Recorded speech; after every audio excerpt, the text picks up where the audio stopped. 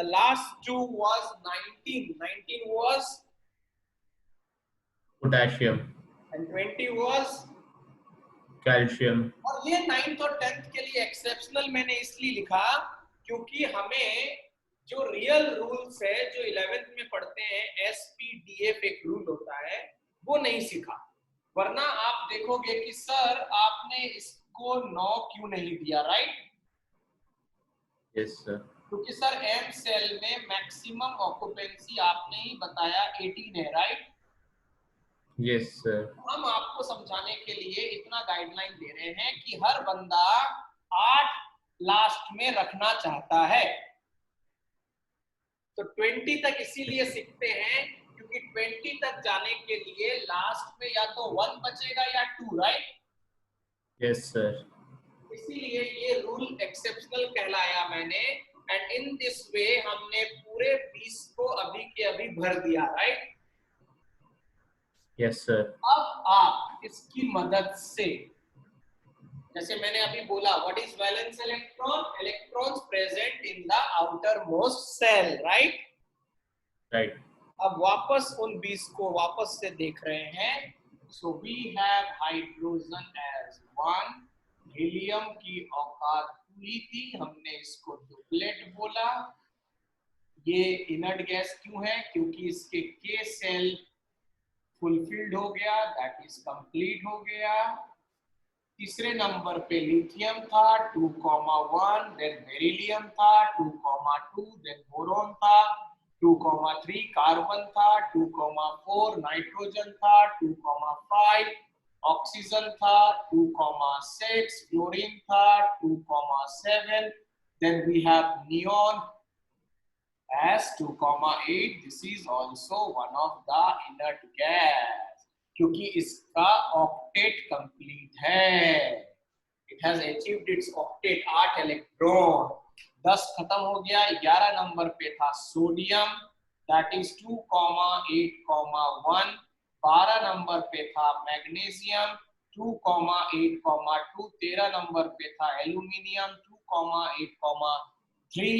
14 number पे था silicon, that is 2,8,4। 15 में था फास्फोरस 2,8,5, सल्फर 2,8,6। देन 17 नंबर पे 16, देन 17 अपने पास था क्लोरीन, दैट इज 2,8,7। और ये आ गया next inert gas, that is 2,8, argon कहते हैं। Next and last of 20। Then 19 और 20 एक्सेप्शनल था। 19 नंबर पे 2,8,9 नहीं लिखा। 9 क्यों नहीं लिखा? Because 9 is going to be not that octet, everyone wants to achieve octet, इसलिए बंदा ने जैसे ही 8 लिया नेक्स्ट सेल को एक इलेक्ट्रॉन दे दिया, और last for 9th and 10th standard ये हो गया। अब आप इस चार्ट से 3 इनर्ट गैस तो आ चुके हैं, राइट? Yes sir. अब 17 में से 17 में से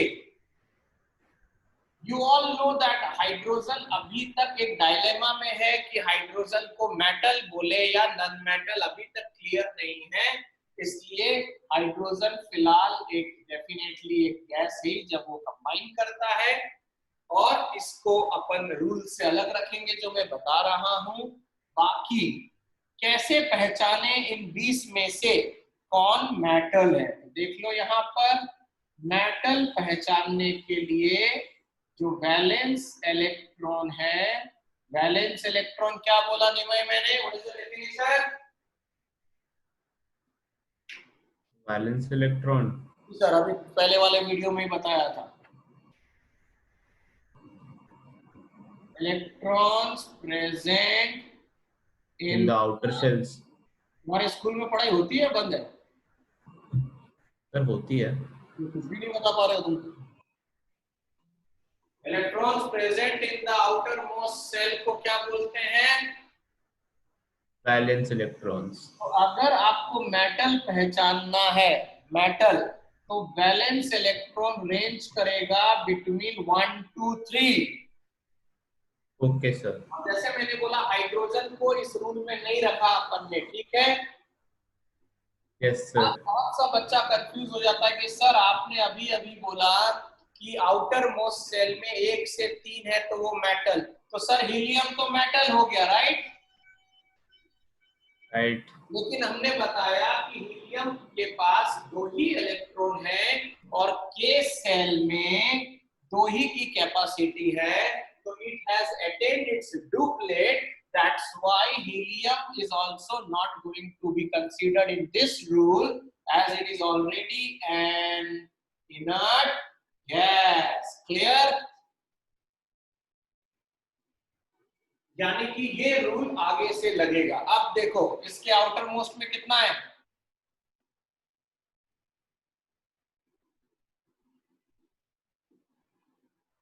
Anyway, so lithium who's got 2,1, तो लिथियम के आउटर मोस्ट में 1 इलेक्ट्रॉन्स हैं, इसलिए लिथियम मेटल. इसके 2 है, ये भी मेटल, और इसके 3 है, ये भी मेटल. नाउ और कहाँ है 1? ये रहा सोडियम भी metal, magnesium metal, aluminium metal, और 2 बचे.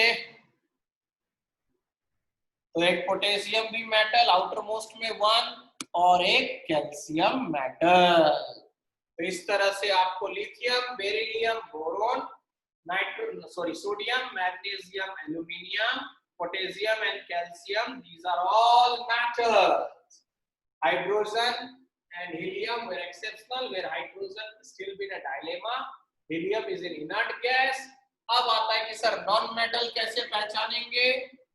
सो नॉन मेटल का रूल है, if valence electron ranges from 4 to 7, 4 to 7, then it will be non-metal. 4, ये रहा 4.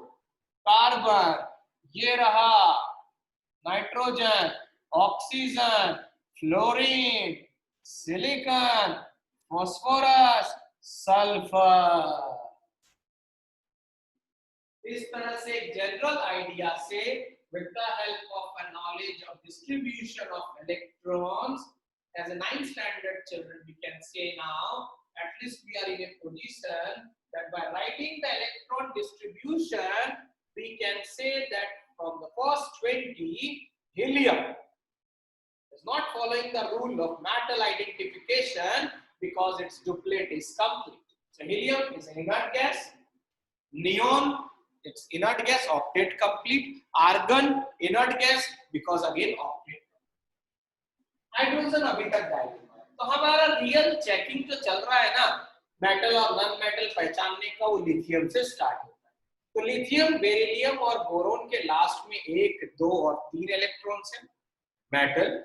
आगे जाते हैं तो सोडियम में भी 1 है, मैग्नीशियम में 2 है, एल्यूमिनियम में 3 है और 3 मेटल, और लास्ट के 2 कैल्शियम और potassium metal.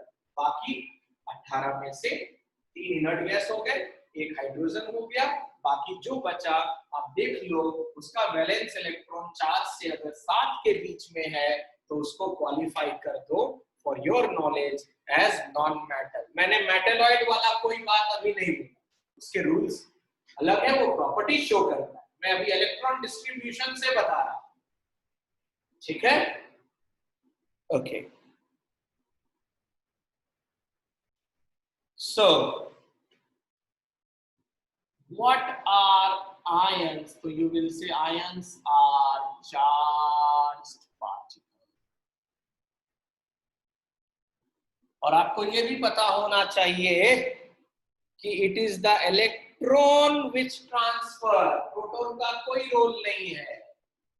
So it is the electrons which gets transfer from metal to non-metal to form an ionic compound. देखो एक नया नाम आया, आयोनिक कंपाउंड. तो आपको पता होना चाहिए आयंस 2 तरह के होते हैं, एक positively charge positive charge ions, जिसको याद करने का निमोनिक्स देखो Ca, इस T को ध्यान से देखो, प्लस जैसा लगेगा तो याद हो जाता है कि these are positively charged ions called cation। क्या मतलब हुआ इसका? तो हम ग्रेड 7 से सीख रहे हैं कि metals have the tendency to donate electrons। Okay, now इससे एक और टर्म आ जाता है, व्हाट इज वैलेंसी। वो वैलेंस इलेक्ट्रॉन था। वैलेंसी मीन्स यू कैन से combining capacity of an element to attain nearest inert gas configuration। जैसे मैंने स्टार्टिंग में ही बताया कि हर एलिमेंट स्टेबल होना चाहेगा, स्टेबल मतलब इनर्ट गैस बनना चाहेगा। तो जो मेटल अपना इलेक्ट्रॉन को डोनेट कर पाता है, जो कि मेटल का काम है, तो उससे एक टर्म आया वैलेंसी। उसको कैसे डिफाइन किया? Combining capacity of an element. तो मेटल्स की वैलेंसी निकालेंगे कैसे, इसका भी ट्रिक देख लो। तो मेटल की वैलेंसी अगर कोई टीचर पूछे तो वैलेंसी मेटल का वही होता है जो उसका वैलेंस इलेक्ट्रॉन होता है। जैसे सोडियम को आपने अभी अभी तोड़ा था 2,8,1, तो इसका वैलेंस इलेक्ट्रॉन था 1, यानी कि सोडियम अपना लास्ट इलेक्ट्रॉन को डोनेट कर सकता है। और जब कोई इलेक्ट्रॉन डोनेट करेगा, इलेक्ट्रॉन कैसे, लुक एट दिस, ये रहा सोडियम जिसके अभी है 11, ये बंदा केमिकल रिएक्शन में जाते वक्त एक इलेक्ट्रॉन अपना लूज कर दिया। तो अब ध्यान से देखना मैं क्या लिख रहा हूं। अगर कोई पूछे कि भैया यहाँ पर प्रोटॉन कितना है, तो आप बोलोगे 2,8,1 दैट इज 11। और हमने स्टार्टिंग में ही बताया atomic number means number of protons and electrons, तो यहाँ इलेक्ट्रॉन्स भी 11। अब आपने क्या डोनेट किया है? Right, electron. तो प्रोटॉन तो उतना ही रहा, लेकिन इलेक्ट्रॉन एक कम हो गया। प्रोटॉन का चार्ज होता है पॉजिटिव और इलेक्ट्रॉन का नेगेटिव। तो इनडायरेक्टली यू कैन से कि एक पॉजिटिव चार्ज बढ़ गया, इसीलिए आप ऊपर में एक प्लस लगाओगे। तो ये क्या कहलाएगा? ये कहलाएगा positively charge sodium ions, that is ये बन गया बिल्ली आई, that is cation. Ionic compound हरदम किसके बीच में बनता है? Metal and non metal. क्यों? क्योंकि metal has the tendency to donate, तो कोई तो लेने वाला होना चाहिए ना, और वो कौन है? वो है non metal. So what is happening next? Non metal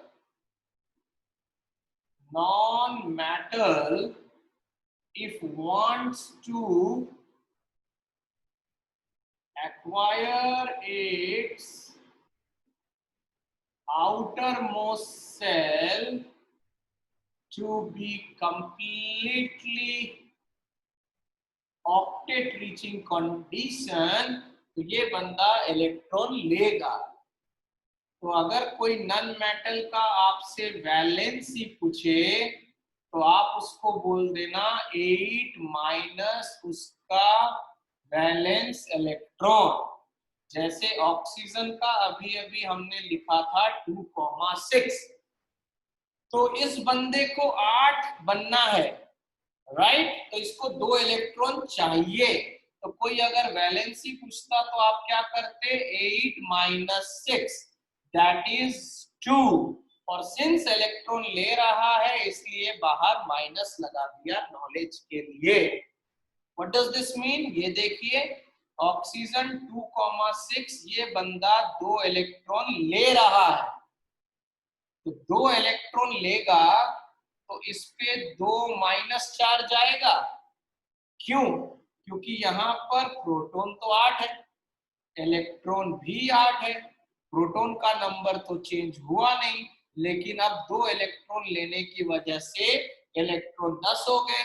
electron का चार्ज क्या होता है, नेगेटिव होता है, यानी कि नेगेटिवली चार्ज आयंस को हम कहेंगे anion. So if you want to find the valency of any non-metal, simply subtract the valence electron from A. Since non-metal will going to acquire its octet condition by gaining electron, तो उस पे negatively charged develop होगा, और negatively charged ions का नाम है anions। तो जहां metal electron donate कर रहा है और cation बन रहा है, वही नन मेटल ले रहा है और एनायन बन रहा है, और इस पूरे जर्नी में प्रोटॉन चेंज नहीं होता। सो अगर कोई तुमसे पूछे कि केमिकल रिएक्शंस के लिए 3 सब atomic particle that is proton, electron और न्यूट्रॉन में कौन मदद करते हैं, then your answer will be electron. और पेज 37 याद रहना चाहिए, क्यों, जैसे कार्बोनेट, तो कार्बोनेट का जो फॉर्मूला होता है दैट इज CO3, और इस पे चार्ज होता है, ये हमें लर्न करना होगा, 2 minus. You can say this is an example of polyanion. Page 37। अब ये कैसे मदद करेगा, कोई अगर मेरे को अब कहता है कि show the formula of calcium carbonate, show करो मतलब बताओ कैसे बनता है, तो कैल्शियम बोले तो Ca, कार्बोनेट बोले तो CO3। अभी अभी आपने पूरा चार्ट देखा, कैल्शियम के आउटर मोस्ट में 2 इलेक्ट्रॉन होता है, इसलिए +2, कार्बोनेट आपके सामने लिख रखा है 2 माइनस। ना दोनों का नंबर सेम है, चार्ज को भूल जाओ, नंबर सेम है, तो फॉर्मूला में दोनों 2 को इग्नोर कर दो, तो फॉर्मूला हो गया CaCO3। जो 8 तक रटते थे गौरांगी मैडम, अब हम बना रहे हैं। जैसे कोई बोले right the formula of sodium chloride, तो सोडियम बंदे का सिंबल है Na, इसलिए 20 तक का atomic number, and page 37 is must. Chlorine है Cl, अभी अभी आपने अगर पूरी ढंग से देखी हो, Na 1 इलेक्ट्रॉन डोनेट करेगा, क्लोरीन 1 इलेक्ट्रॉन लेगा। क्यों लेगा, वापस देख लो, क्लोरीन है 2 8 7 17, तो बंदा 1 इलेक्ट्रॉन लेगा तो लास्ट में 8 हो जाएगा, इसलिए -1। अब देखो +1 -1 नंबर सेम, नंबर सेम है इसलिए भूल जाओ NaCl। अगर कोई कहता है कि sir what will be the formula then of sodium sulphate, page 37 is important, sodium Na+, ये सल्फेट लर्न करके पता चलेगा, ये एक पॉली एनायन है SO4 और चार्ज है 2 माइनस।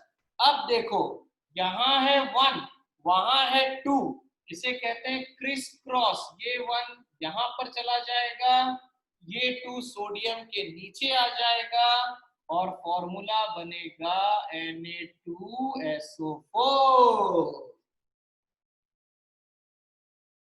यही तुमसे पूछता है 9th में, शो द फॉर्मेशन। 20 तक का atomic number, page 37 is very very important for everyone. उसी तरह कैल्शियम क्लोराइड, क्या सुना, कैल्शियम +2, क्लोराइड -1। अगेन नंबर को क्रिस क्रॉस करो क्योंकि नंबर सेम नहीं है। तो क्या बना, Ca के पास तो 1 आया, 1 लिखो या नहीं लिखो चलेगा, लेकिन इसके पास 2। नाउ एक और चीज ध्यान से सुन लो बिफोर वी कंक्लूड, कि अगर आपको लास्ट का 3 अल्फाबेट IDE दिखे, क्या दिखे, IDE, तो ये समझ लेना कि ये कोई नॉन मेटल है, ओके, जो, चलो हिंदी में लिख दिया, जो आयंस बन गया है, जैसे सल्फाइड, क्या सुना लास्ट में, IDE, यानी कि सल्फर सल्फाइड बन गया है। ऑक्साइड, यानी कि ऑक्सीजन आयन बन गया है। नाइट्राइड, नाइट राइडर होता तो कोलकाता नाइट राइडर बन जाता, नाइट्राइड, तो N3- क्योंकि वो 3 इलेक्ट्रॉन डोनेट करता है। Hydride, hydrogen. उसी तरह अगर आप सुनो हाइड्रोक्साइड, ये एक पॉली है क्योंकि इसमें 2 एलिमेंट हैं, OH है और सिंबल -1। तो लास्ट में IDE सुनो तो ये क्लियर कर लेना कि वो कोई नॉन मेटल है जो आयन बन गया।